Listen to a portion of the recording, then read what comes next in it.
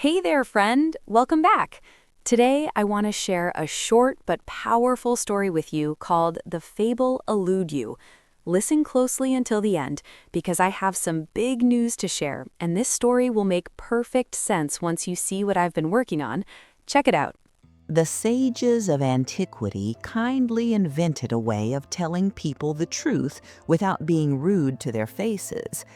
They held before them a singular mirror in which all kinds of animals and strange things came into view and produced a spectacle as entertaining as it was edifying.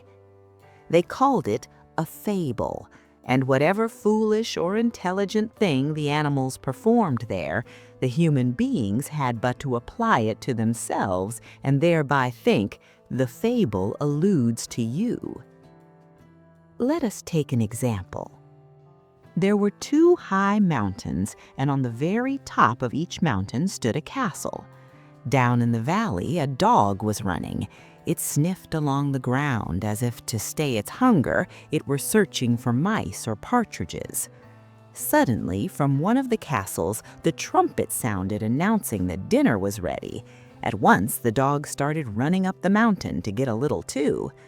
But just as it had come halfway, the trumpeter stopped blowing and a trumpet from the other castle began. Then the dog thought, "They will have finished eating here before I come, but over there they will have just begun." And so down it went and ran up the other mountain. But now the trumpet at the first castle started blowing again, whereas the other had stopped.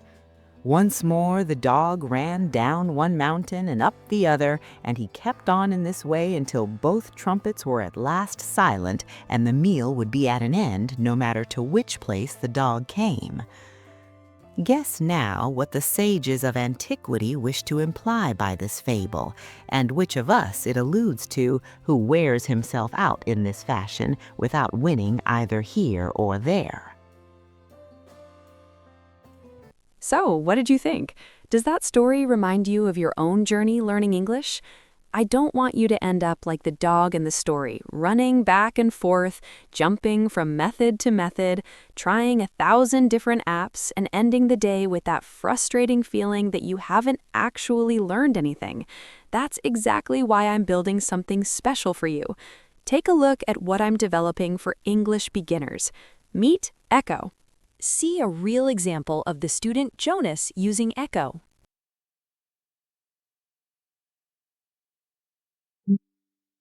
Hello, Echo.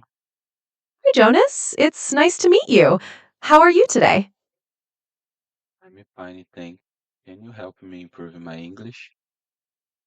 I'm great, thanks. Yes, I can definitely help. We're just talking like friends. Is that okay? Okay, can you start? Sure. I'm a big fan of movies. What is your favorite kind? What is kind in Portuguese, please? Kind means tipo in Portuguese. So, what is your favorite tipo to film? Okay, my favorite kind is comedian. Oh, good try. Try saying it this way. My favorite kind is comedy. For example, you could also say, I am a comedy fan, or comedy is my favorite. Go ahead, try your sentence again. Comedy is my favorite.